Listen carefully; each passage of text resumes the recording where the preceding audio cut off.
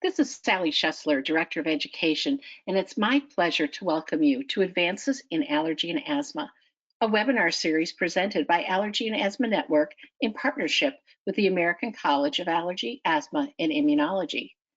Our webinar series helps Allergy and Asthma Network live out our mission to end the needless death and suffering due to asthma, allergies, and related conditions through outreach, education, advocacy, and research. We are joined today by Dr. William Silvers as he reviews and discusses cannabis and respiratory patients with us. Dr. Silvers received his medical degree from the Indiana University School of Medicine, and his internal medicine residency was at Emory University Affiliated Hospitals in Atlanta, Georgia. He went on to complete his Allergy and Immunology Fellowship at National Jewish Medical Research Center in Denver, Colorado. He is a clinical professor at University of Colorado Health Sciences School of Medicine and a faculty affiliate at CU Center for Bioethics and Humanities. He received a Community Service Award from the Department of Medicine at the University of Colorado School of Medicine. Dr. Silvers is the chair of the Sports Medicine Committee of the World Allergy Organization, former chair of the American College of Allergy, Asthma, and Immunology Sports Medicine Committee, and co-chair of the Integrative Medicine Committee.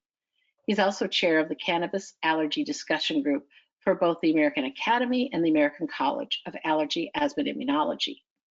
His interests are integrative medicine, exercise-induced rhinitis, the skier's nose, cannabis, allergy, immunology, and pulmonary correlates.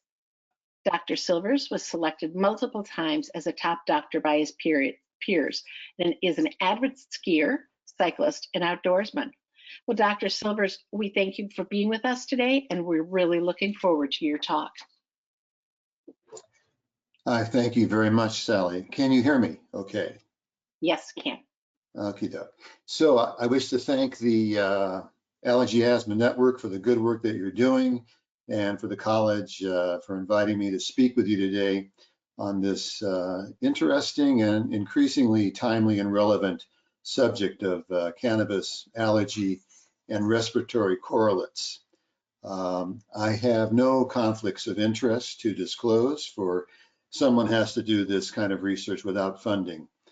And while many physicians understandably may wish not to step forth, I thought at this point in my career and what's happening before our eyes with marijuana legalization in Colorado, that I would. My objectives are to describe the spectrum and prevalence of allergic reactions to cannabis, otherwise called marijuana. Now, cannabis sativa is the scientific botanical classification of this plant. Marijuana has been given a rather negative connotation coming up from Mexico, given a pejorative spin by the government to discourage usage.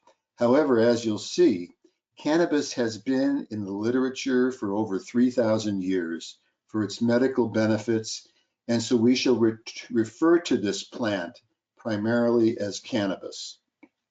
I hope to be able to encourage better communication between patients and their physicians in a non-judgmental fashion, and to give you an update on the diagnosis and management and benefits and harms of cannabis. We shall describe the history of cannabis use through the years, and then I'll tell you about my experience and the state of the art of cannabis allergy and respiratory effects with a few case studies as examples. In Colorado, whenever you see a green cross, that does not necessarily mean first aid like one sees on the ski slopes in Europe, but rather it means that this is a cannabis or a marijuana dispensary, either medical or recreational or both. And the signs are very colorful and cute, and now there are reportedly more dispensaries in Colorado than there are Starbucks or McDonald's.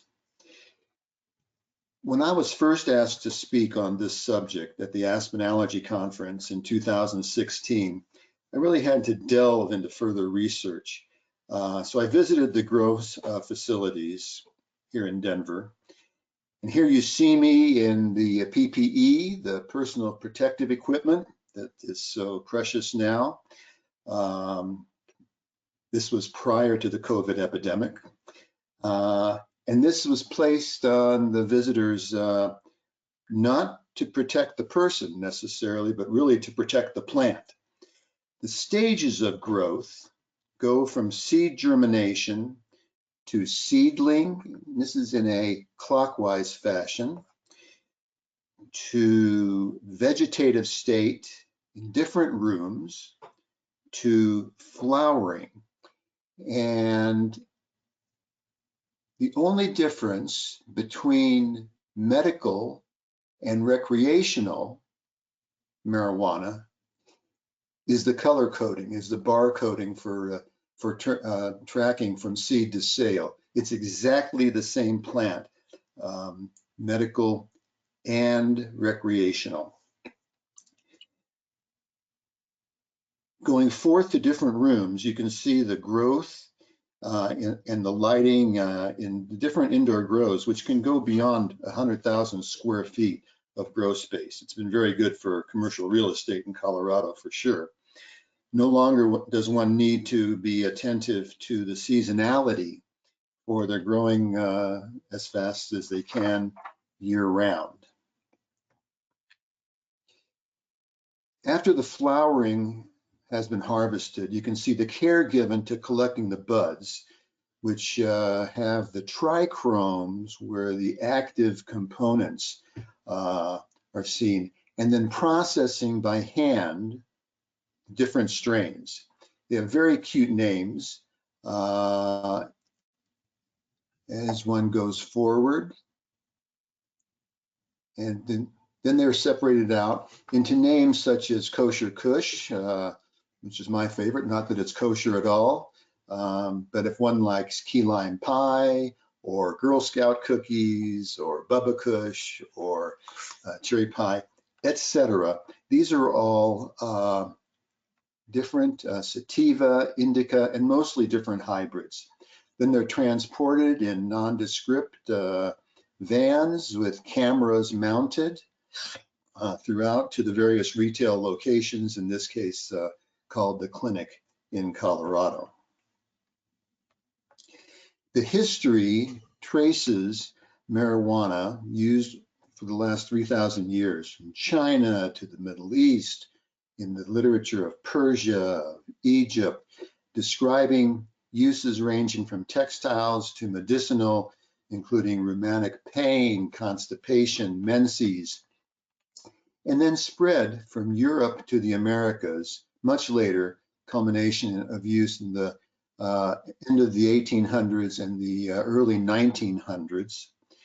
100 articles published on therapeutic indications with prominent pharmaceutical companies, including Merck, Bristol Myers Squibb, and from my hometown of Indianapolis, Indiana, Eli Lilly, marketing tinctures of cannabis on the U.S. pharmacopoeia until the Tax Act of 1937, and thereafter it was removed from our pharmacies. Their grow in a conservative state like Indiana, after it was dismantled, became a favorite apple orchard, I must tell you. In 1970, it was placed as a Schedule I FDA classification, which was reinforced in 2011, giving it saying no value and can cause harm, and therefore that has impeded research on the potential medicinal value. There are now 113 cannabinoids described, contained within marijuana. The one that is most psychoactive is tetrahydrocannabinol, delta-9 THC. CBD, cannabidiol, has gotten a lot of attention recently, given that it has been legalized by the Farm Bill, December 2018, for hemp-derived CBD, which has less than 0.03% THC and has been shown, given its non-psychoactive value, as having promise in terms of anti-inflammatory and other medical potentials.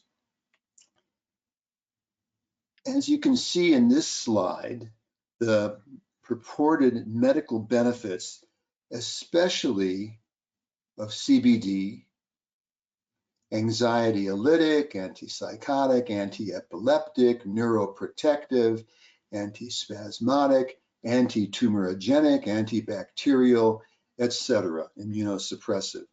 And then there are other cannabinoid classes, and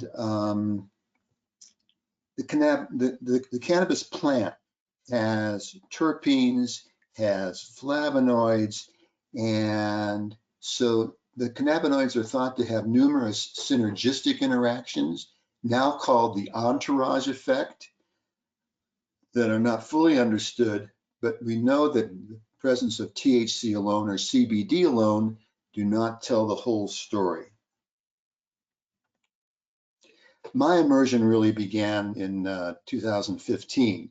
In March, issue of the Annals of Allergy, Asthma, and Immunology, there's an article for CME credit, medical education, on cannabis sativa, the unconventional weed allergen, authored primarily by Thad Ocampo, who was a research fellow at Wilford Hall Air Force Medical Center, and this became one of the most highly quoted papers of the year in the Annals. I was asked to speak on this subject regarding our experience in Colorado when other people weren't, and that went viral into media such as the US News and World Report. Can you be allergic to marijuana? The answer was yes. And then fortunately, there was an American Thoracic Society, ATS, International Conference in Denver in 2015. And for the first time, there was a presentation on the evolving marijuana epidemic, implications for researchers and clinicians. And this was my first formal introduction.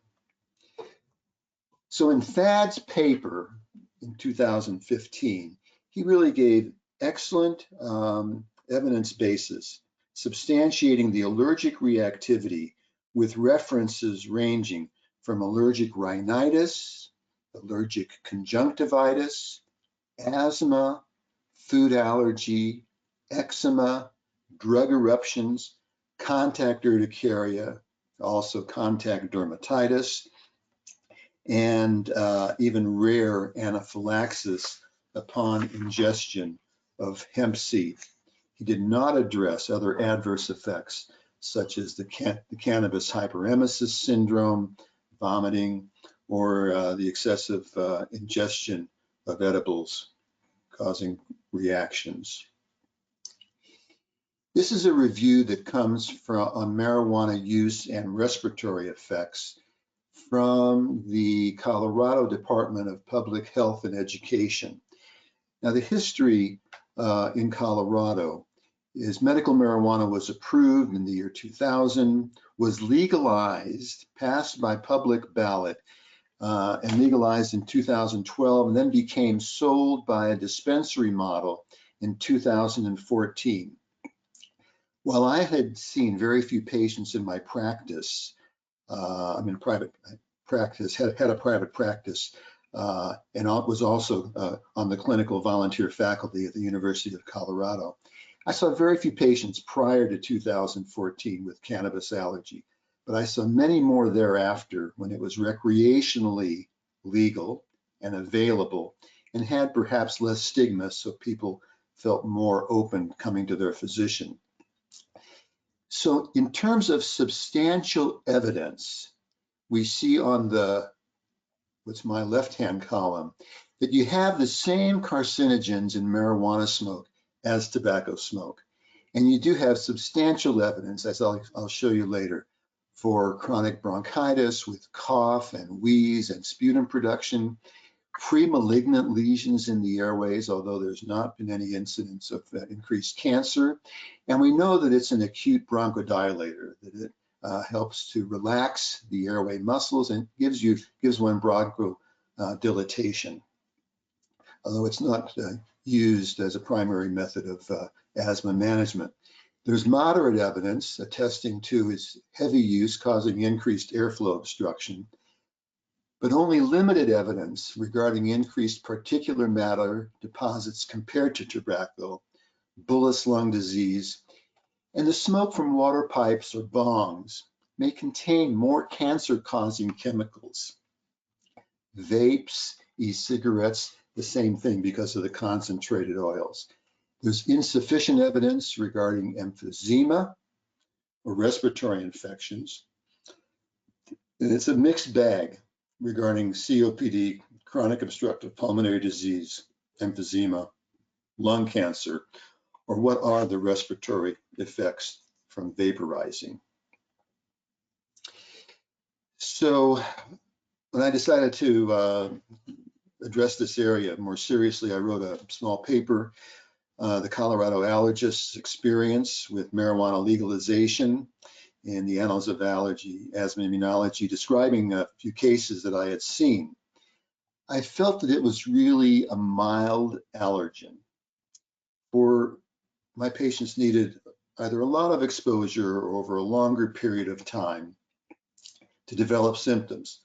On the other hand, there are those patients who presented with symptoms with only limited exposure, and then there were some patients with rather confusing cases.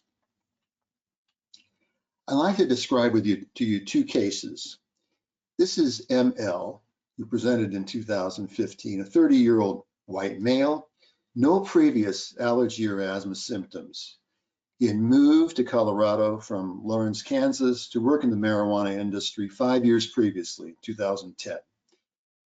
He had started off working hands-on with marijuana in the grow facilities and then into the retail dispensary. I saw him, he was the general manager, but he had developed increased wheezing, runny nose, itchy eyes, dry cough, and itching hands over time. Now, with minimal marijuana exposure in the retail store, his asthma was worse and he was developing seasonal allergic rhinitis and conjunctivitis. Of note, he also was growing his own cannabis plants at home, which was legal at that time for the medical marijuana. He smoked grass himself, used minimal edibles, was not a tobacco smoker. He had been on albuterol inhaler, which was helping with his wheezing, occasional antihistamines, physical examination, mucosal edema nasally, and some diffuse rhonchi in his lungs. On testing, however, his pulmonary function tests showed a moderate restrictive ventilatory defect with superimposed obstruction. As we know, asthma is airway expiratory obstruction. And his FEV1, the forced expired volume in the first second, was only 52% of predicted, only half of what he should have been breathing. He, however, did have a 38% improvement with bronchodilator. We had a sophisticated device, the fractional exhaled nitric oxide, in our office. And this attests to underlying airway inflammation, mast cell histamine release, and it was high at 89 parts per billion. So he was inflamed due to his exposure. Diagnosis was asthma onset with his marijuana exposure and now having also seasonal pollinosis, perennial allergic rhinitis to dog dander, and contact dermatitis due to marijuana. Therapeutically, I recommended minimizing his marijuana exposure and oral steroids initially, albuterol, intranasal steroids, antihistamines, and allergic eye drops. For patient education, I said, listen, I'll give you the articles that is in our literature. So I gave him Thado Campa's article in the Annals of Allergy, and I said, read this. On a return visit, he was improved. He was sleeping through the night, playing hockey again, taking his meds, had not smoked marijuana for the past week. His plants at home were close to harvest, so he was considering whether he'd have another grow or not. His pulmonary functions, fortunately, had improved. His FEV1 was 80% predicted, and his fractional exhaled nitric oxide was 30 parts per billion, which was in the normal range. Thereafter, he, as well as a number of other patients, interestingly, did not keep the follow-up appointment. They had their questions answered, and they didn't respond to several calls from our office. That was kind of a classic case. Of greater intrigue, actually, was AS, who was a 26-year-old male referred down from the emergency room physician in one of our mountain resort communities with anaphylaxis, with a systemic allergic emergency. Repeated shortness of breath and chest pain with marijuana smoke. Turns out that despite him having a rather serious job, he was a daily heavy marijuana consumer several times a day for 10 years. 3 weeks previous to his visit, after smoking marijuana, he developed shortness of breath, throat tightening, went to the emergency room the following day with the same reaction again, was given prednisone. So in taking his history, excuse me, he described to me that he was using a concentrator wax, ash blueberry, on top of a marijuana flower, golden goat sativa, smoked on both episodes, and I had no idea what he was talking about. He told me the concentrate was carbon dioxide extracted, and he explained to me how with the marijuana wax, you get up to 60 to 70% THC levels, whereas with the flower smoke from a dispensary, you only get 15 to 20% THC levels. And so it was an education for me. And thereafter, he had much worse reactions, even with passive inhalation of marijuana smoke. He did have a past history of asthma, primarily infectious onset, no history of allergic rhinitis or anaphylaxis. The exam was normal except for some throat erythema. He said he had a recent cold. Pulmonary function testing showed mild obstruction, no reversibility, and no increased inflammation. Exhaled nitric oxide of 16. Interestingly, his IgE, the allergic immunoglobulin, was slightly elevated. White count was elevated due to the prednisone with the left shift. And then we did in vitro blood testing, which showed the IgE, he had a cat dander reaction, dog dander, dust mite, but no pollen reactivity. And so with the pollens that we had tested, there was no cannabis commercial test available. In seeing him in follow-up, we did a skin test called the puddle technique. It's the old style allergist technique. You just mix up, grind up some of the substance, in this case, the marijuana that I asked him to bring in from the dispenser he got it from. So we tested into 2 marijuana strains, Dark Dreams and Jelly Bean. I still didn't know what he was talking about. And they were both negative, and that was despite having a good histamine control and having a negative controls within our office staff, which tested negative to, fortunately, my staff, and we had a couple of medical assistant students that just lit up positive like a light. It's very interesting. So the testing, I think, was a good technique testing. And despite several calls, the patient did not return for follow-up, but he was a confusing case because he was negative to the pollen. So the question is, what caused his anaphylactic reaction? What was the trigger? And was it the wax concentrate? Or was it other factors such as pesticides or the dust mite? We know that mold, especially in the cannabis that had come up from Mexico previously with aspergillus contamination. Or was there some psychophysiologic interplay? I really did not know. But thereafter, there were articles in the Denver Post describing how pesticides had been detected in a number of edibles, and wonder of pesticide contamination that had been the commercially available edibles and waxes that had been pulled from the dispensaries. And in visiting the grows, the pesticides usage is well documented and danger signs all over. So the question was pesticides or mold, for that was studied and reported in the local papers, having contaminated mold's a problem in the grows. It's what will stop the grows. And also, when you have this, you have police and other first responders may be exposed during busts of illegal marijuana growing operations to dangerous levels of molds. And this was found at National Jewish, which had a grant at that time and did not continue the study after the grant wasn't renewed.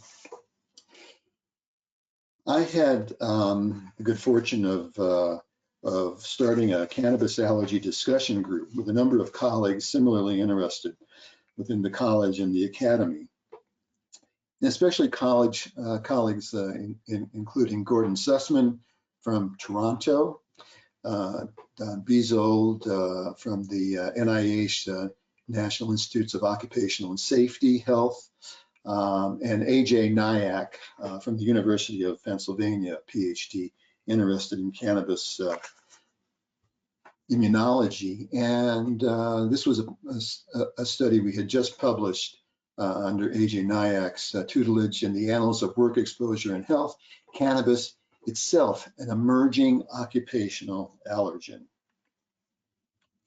I had done a little survey in my own office, simple questionnaire, and saw with the demographics that, as is reported in other studies, marijuana is used across the age range. It's a bell-shaped curve, but also, interestingly, you have significant seniors over 60 years old, as I am now. And in fact, in the senior years, cannabis usage is increasing, both for the medical, perhaps also the psychological benefits, and the legalization. Of the 134 questionnaires that we gave out, 132 people answered it. It was voluntary. And of the 132, only 28 of our patients had experienced symptoms. But what was very interesting when we analyzed our own patients is that of our patients who never smoked, which was half of them, only 12% of them, only 8 of the 69, had symptoms from passive exposure that they reported. Of our patients who had smoked marijuana in the past, 47 of them, 12 of them, or 26%, had experienced symptoms. But of the 8 patients, of our patients who actively were still smoking marijuana, 17 of them, 8 of them, almost half of our patients who actively were smoking marijuana were having reactions. So it was easy to see and rather concerning that the greater exposure that one has to marijuana in the allergic population, the greater the allergic reactivity is going to be. So that attests to the harms thereof. We, fortunately, they accepted the paper we submitted to the Annals on the spectrum and prevalence of reactions to marijuana in a Colorado allergy practice, and this has been substantiated in further publications. Now let's talk about inhalation methods of cannabis. Going alphabetically, you have the blunt, kind of a big cigar. You got the bong, combusted cannabis bubbled through water with resulting smoke inhaled. You've got dabbening, chemically dissolved in vapors of flammable solvent, such as alcohol when inhaled. You've got G-pens or E-pens or e-cigarettes. And I want to take a moment to talk about this e-cigarette popularity, because it's being promoted by the tobacco industry as a healthier alternative to smoking. But I will tell you, there is nothing healthy about e-cigarettes. And we know from our experience in this last year with the EVALI, the e-cigarette vape acute lung injury due to the filler that they were using, vitamin E acetate, that can cause severe lung injury. So the everybody all too often complains about the pharmaceutical industry. But I will tell you that once this becomes a medicine, the pharmaceutical industry will put it through its safety and its efficacy testing, and put it out to where you will know the safety efficacy thereof. But the big bad brother is big tobacco, because they're putting e-cigarettes out, especially to the teenage population, as a healthier alternative. It's cool, and it's not a good idea. The hookah, the joint, a pipe, or a vaporizer where cannabis is heated to below burning temperature, and the vapors are thereafter inhaled. And marijuana infused products, MIPS it's called, can be found in candy and gummies and lotions and oils and patches. Anything you can put it in, it's being put in without good testing or substantiation as to the value thereof. I mean, it can go into cookies and it's not, but they're not your old brownies, because this has potent cannabis. So now, addressing the respiratory symptoms, again, giving evidence bases to those who are more scientifically oriented and wishing to see the studies. Here are a number of studies that have been done early on, addressing the increased cough, sputum, and wheeze, but interestingly, not an increase in breathlessness from the use of marijuana alone, no tobacco usage. Habitual marijuana smoking is not associated with chronic obstructive pulmonary disease. Per these numbers of studies, the NS is not significant, NR is not reported. And you can see it's a little bit of a mixed bag. You've got some increase in certain studies. And marijuana also is not definitively associated with macroscopic emphysema. As you can see, the first line is the marijuana smokers, then the second is the marijuana and tobacco smokers, then tobacco smokers alone, and non-smokers. And you can see the only potential significant difference would be the marijuana smokers against non-smokers entirely, but it's the marijuana tobacco smoke. It's the same thing. So it's a mixed bag, not definitive as of yet. Now let's talk about the allergens identified in cannabis sativa, leaves, buds, and flowers. The one that's getting a lot of play is the 10 kilodalton CAN-S3, cannabis S3 fraction, which is a non-specific lipid transfer protein, which is also found in certain foods such as peaches, such as especially what they call stoned fruits, believe it or not.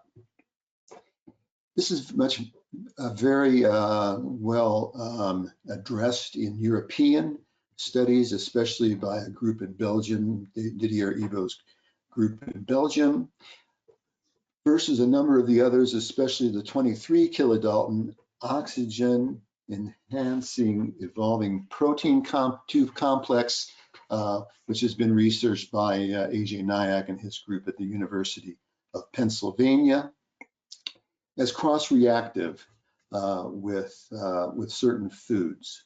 And so those are the specific antigens identified. And what I want to bring your attention to here is the rather interesting cannabis fruit-vegetable crossover syndrome. Comparing this to the pollen food crossover, which is our classic oral allergy syndrome. Or for those who have, for example, ragweed allergy, you eat a melon or cantaloupe and you have a itching in the throat. That's an oral allergy syndrome, perioral tingling. But the cannabis fruit vegetables, tomatoes, kiwi, cross-reactivity is due to the sensitizing non-specific lipid transfer protein, which can cause more severe reactions, which can cross-react with certain antigens, for example, the PRU-P3 in peach, for those who are immunologists, the ARA-H9 in peanut, etc., versus the sensitizing B2 pan-allergen, usually causing mild reactions with the oral allergy syndrome, such as the PRU-P4 in peach, the ARA-H5 in peanut. And this attests to the value of component testing. So you have the potential of being sensitized actually by foods that can lead to inhaled marijuana sensitivity, and vice versa. I'd like to introduce you now to the grandfather of cannabis, Raphael Michelin. Professor Michelin, I had the good fortune of meeting at his office at the Hadassah University School of Pharmacy in Jerusalem. He originally separated and identified the active delta-9 THC, tetrahydrocannabinol, in 1963. And there's an interesting, if one is interested in seeing a YouTube video on him called The Scientist, describing how he initially isolated it and how he did the initial testing at a little dessert dinner party where his wife had dessert cakes with and without the THC with his scientist friends. He kept notes, he had never had any, and saw that the reactions were similar to what we see in terms of the people in the control group that had no cannabis and THC ingestion were just their normal selves. The ones who were eating the dessert cake, some became very quiet, some became very hyperactive, and one person became paranoid. And like what we see with in society's reactions. So this is Raphael Michelin, and actually right across the hall is the School of Pharmacy. Is Francesca Schaefer, who had trained with us for a while here in Colorado, actually, who has a grant to study cannabis in asthma. What's of even more interest, quite frankly, is the basement of Hadassah Hospital, where I had the opportunity to meet Reuven Orr, who had also trained in Denver at one point, and is the head of their bone marrow transplantation stem cell units. And for those who know some Hebrew, this is cannabis refuii, medical cannabis, which is dispensed in the daycare center where they give chemotherapy 5 days a week, and 1 day a week. This is a medical cannabis dispensary. Primarily medical cannabis oil, also by inhalation, and they have a regular, and then they have also forte. But they have found that this has been valuable in the immunology of graft versus host reactions, bone marrow transplantation. I feel fortunate to have joined colleagues to further our research with the Canna Research Group. This is at a conference, mj4mds.com, Marijuana for Medical Professionals. And in the center is Joanna Zeiger, who is a PhD from Johns Hopkins in genetic epidemiology. She's also an Olympian triathlete and an Iron Woman champion, and also given her own personal saga of pain and pain therapy, evolved into wishing to study the effects of cannabis and has become a self-proclaimed cannabis epidemiologist. Next to her is her father, Dr. Robert Zeiger, also an MD, PhD, Harvard, Hopkins, NIH trained allergist immunologist, now in Southern California doing outcome studies in allergy and asthma, and myself on the right, bringing some clinical experience to the group. We did a study when I had met Joanna a couple of years ago.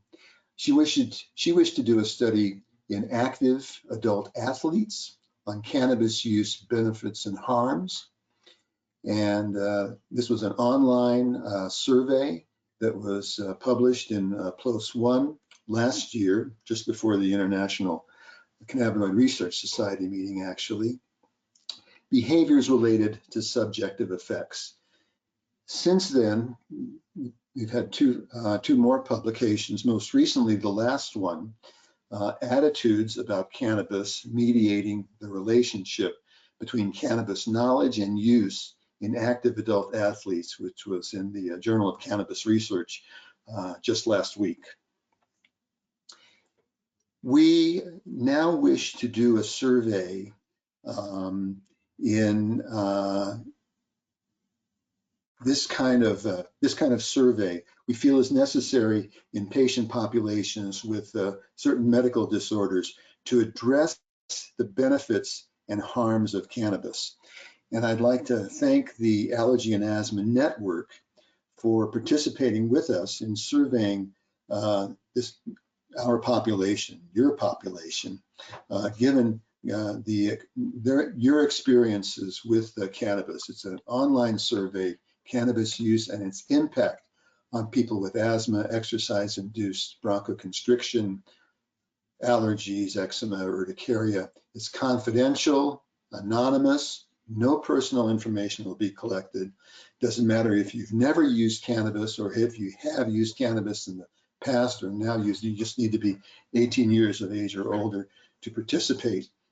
And the survey link will be in your follow-up email to complete, and we very much appreciate it if you would. We've presented at conferences such as the International Cannabinoid Research Society in Bethesda last year, and this Institute of Cannabis Research with this program cover Exploring All Things Cannabis, which is in Pueblo, Colorado, and is a joint venture between the state of Colorado, Colorado State University, and Pueblo, which was scheduled actually for this past April, given the COVID pandemic, is now going to be virtual, August 11th to 13th this summer. And given that it was postponed to be a virtual conference, the abstract deadline was postponed also, so it's coming up soon. So if anyone has some hot data to present, please hustle and submit it. Finally, well, Colorado has many attractions from skiing and nature and culture, potentially even marijuana tourism. We also are the microbrew capital of the country with the Great American Beer Fest.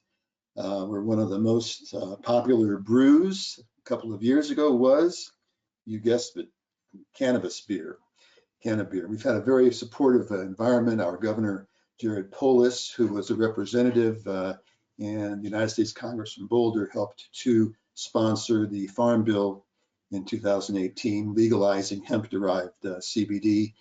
He even now has a all things cannabis advisor and a talented young gentleman, Ian Sieb, advising on how best to roll this out for the benefits of our society. And with that, I thank you very much for your indulgence and attention.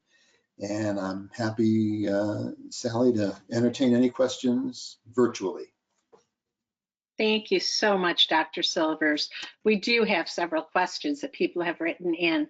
So the first one is that the listener makes the point that professional judgment obviously has to come into play, but is there any regulation on cannabis products? Unfortunately, no, to all too little. And that's one of the problems. I think that the public consumption, the societal acceptance has gone far beyond what the scientific basis is for safety and efficacy. So really, we know that this is not your grandparents' marijuana.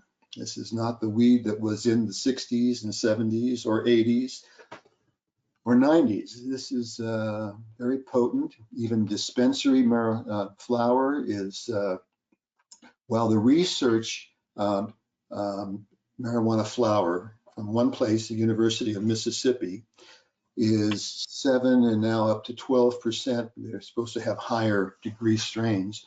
In the dispensaries, you get marijuana 15 to 25% THC. And if you go to one of the concentrates or tinctures, you can have up to 60 to 70% THC. So you really don't know exactly what you're getting. Now it's labeled, and there's much better for legal cannabis, documentation of what you're getting, sativa, indica, but it's really all too unregulated at this point in time. Okay, thank you so much for that. Our next question is like a series of 3 questions, so I'm going to ask them one at a time here. Did you say that recreational and medicinal cannabis are the same product? Yes, they're exactly the same plant. The only difference is how they are tracked from seed to sale, because the medical is tracked and taxed at a lower tax rate than the recreational. But in Colorado, you know, it really knowing that this was the test case in the country, I think that our government has done a pretty good job about keeping out black market, busting the illegal grows, and documenting the medical versus recreational, and tracking it, and really pretty much knowing what the potencies are. What's lesser known, although it's being now quantitated, is the number of milligrams that one gets via the edibles. And that's a tricky thing because, well, it's noted you can have an edible that can be 10 milligrams of THC, or 5 milligrams, or 2.5 milligrams. And we know that 5 milligrams to 10 milligrams is a dose that can have psychoactivity, can make you high. And for those who are uninitiated, to come and they don't get high by ingesting, one, in the next 30 minutes or an hour, they say, I'll take another. And then in half an hour later, their first one kicks in, their second one kicks in, and then they're overdosed.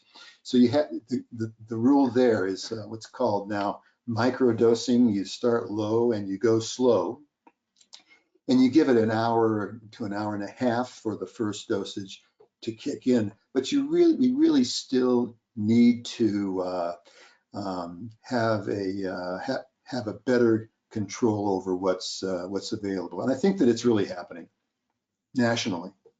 Okay, great. Thank you for that.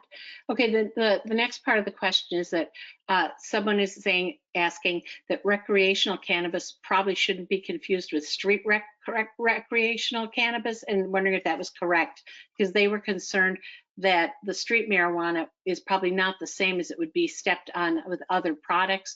It would possibly greatly increase the effects of the cannabis. Yes, I think that now that it's legalized medically in most states, over 30 states now, in the District of Columbia, and recreationally we're up to, I think, 11 states, the District of Columbia. Now that we have legalized cannabis,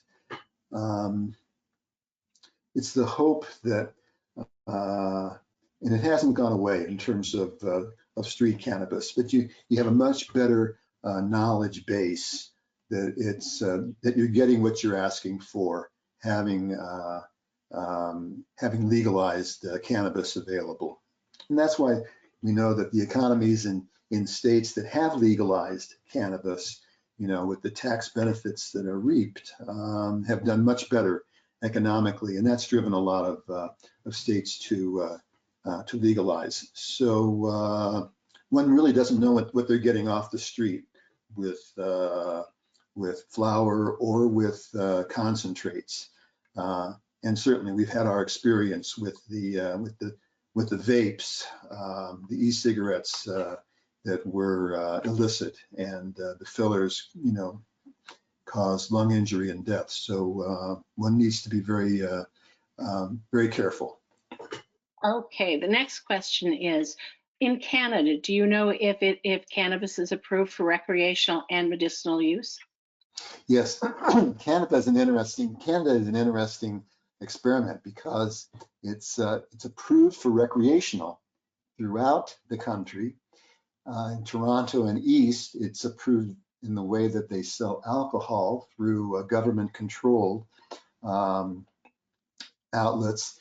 And in the West, in Vancouver, British Columbia, it has a dispensary model similar to what we have here in Colorado, where you walk in and you take a look and take a smell and, and take a purchase. So, so it'll be interesting to see how those two models go. One's tightly regulated and one's much lesser. So similar to what we have in certain states, for example, in New York and in Ohio, you have to have training and you have to have a prescription for medical cannabis versus anybody can prescribe, for example, in Colorado, and you've had issues in that regard for any illness. And there are medical indications. I mean, there are conditions such as, for example, epilepsy. We now have government-approved Epidiolex, which is a cannabis-derived product. We have two synthetics, Marinol and Dronabinol, but we have last year, Epidiolex was approved for a certain rare form of epilepsy because it's been shown that the cannabis is anti-epileptic. And so kids with seizure disorders, uncontrollable, were coming to Colorado with their families so they could have access to a product that they knew and that was helpful. It has benefit for other medical indications, inflammatory bowel disease, arthritis, cancer. It's anti-tumorigenic in some respects. So, so there is medical benefit that as soon as it gets declassified from Schedule 1 to Schedule 2 and has more government approval and oversight, then we'll be able to really find its medical benefits. Well, speaking of medical benefits, someone is asking if you can address cannabis use and asthma specifically. Yes, that's why we're here. Take a look at the benefits and harms. And obviously the benefit is that you have a bronchodilation, but the harm is that potentially that it's an irritant to the upper airways. It causes more cough, mucus, sputum production over long-term usage. And so you have to look at the individual patient and their responsiveness. And that's why we're looking forward to doing the study with the Allergy Asthma Network, because we can be able to see with whatever people are taking right now versus those who are not taking any cannabis at all, who are in the asthmatic population. What are the perceived benefits, in terms of asthma, in terms of pain, in terms of sleep, in terms of anxiety, and what are the potential harms? And we can see that if we can get a good 1,000 people plus that has been signed on to this webinar. If we can have a lot of you, a lot of people complete the questionnaire, then it'll be the first time that we'll be able to really evaluate a large sampling of our population with asthma. And we're very much looking forward to that. Well, we always say if you've seen one case of asthma, you've seen one case of asthma, because it is so individualized. Okay, we're going to take one last question. It says, you seem to have conflicting views with positive perspectives towards cannabis. What do you see as the overall benefits of use? I know you just addressed that a little bit, but. Oh, certainly. I think that number one, it's very individual in terms of one's reaction to it. We know that it has certain effects in terms of anxiety, in terms of inflammation, and it has adverse effects also in terms of cough and wheeze and sputum production. So I think that as we have more scientific investigation, as we're able to see what the population is taking, such as with our survey with you, and as we're able to do more studies with the FDA, then we'll be able to see what are the what's the safety, what's the efficacy, what's the benefits, what's the harms, just as we do with any other medicinal, because it's been used for over 3,000 years. This is not something new, but now it's up to us in our generation to take the science, as they say, the plural of anecdote is anecdotes, not evidence. So to take the bench to the bedside. Thank you so much. You have shared so much great information today, and we're just so pleased that you could be with us today. Thank you so much. I'd like to thank our listeners for being with us today as well. So if you could move the slide forward for me, please, Dr. Silvers. So we'd like to have you all join us next month for our June webinar when Dr. John Oppenheimer will present on biologic medications, a whole new world. This webinar will air on Thursday, June 18th at 7 p.m. Eastern. Please note the time, 7 p.m. Eastern. You can register for this webinar on our website at allergyasthmanetwork.org. Visit our website for quality guidelines-based resources on allergy and asthma. Also access important medical information on allergies and asthma from our partners, the American College of Allergy, Asthma, and Immunology at allergyandasthmarelief.org. Thank you again for joining us, and we look forward to having you register to be with us next time on Advances in Allergy and Asthma. This is Sally Schessler for the staff at Allergy and Asthma Network. We hope you have a great and a healthy day as we work to breathe better together.